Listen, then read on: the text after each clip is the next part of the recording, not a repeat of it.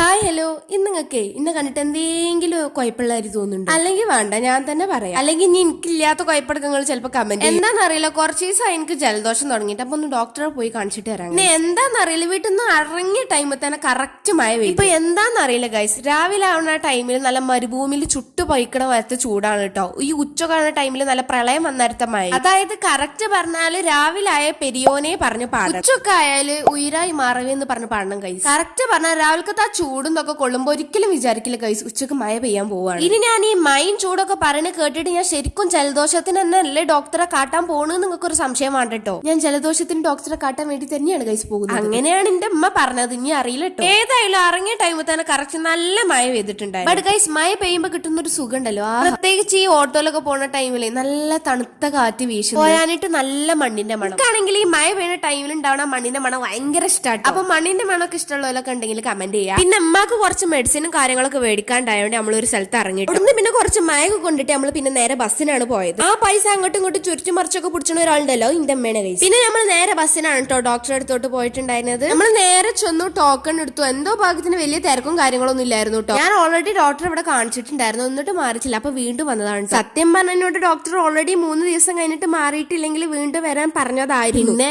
അത് ഞാനായത് കൊണ്ടും എന്റെ ഗുളിക തീരാത്തത് കൊണ്ടും ഞാൻ ഇപ്പോഴാണ് വരുന്നത് എന്ന് നോക്കിയില്ല ഗൈസ്. ഡോക്ടറെ കണ്ടു, ഡോക്ടർ പറഞ്ഞു ഒന്നുള്ള സീനുള്ളന്നൊക്കെ പറഞ്ഞു. പിന്നെ നമ്മൾ മരുന്നൊക്കെ മേടിച്ചിട്ടാ. അപ്പോഴും മഴ പാച്ചിക്കൊണ്ടിരിക്കുകയാണ് ഗൈസ്. അതായത് മഴ നിന്നിട്ടില്ലായിരുന്നു. അപ്പോഴാണ് എന്റെ കണ്ണിൽ അത് പെട്ടത് ഗൈസ്. അത് എന്താണ്? അത് കടലയാണ്. നല്ല തണുത്ത മഴ പെയ്യുന്ന ടൈം നല്ല ചൂടുള്ള കടല. ആഹാ. ബട്ട് എന്റെ മമ്മി അത് ഈഹിയാക്കി ഗൈസ്.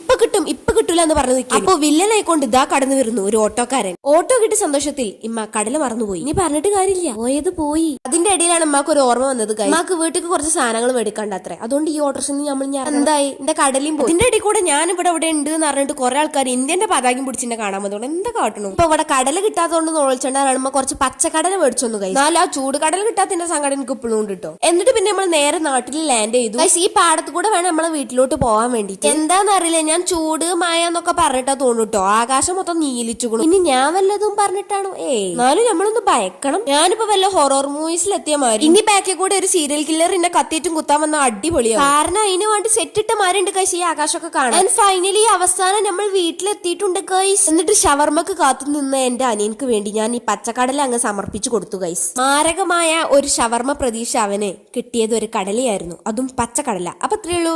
ബൈ.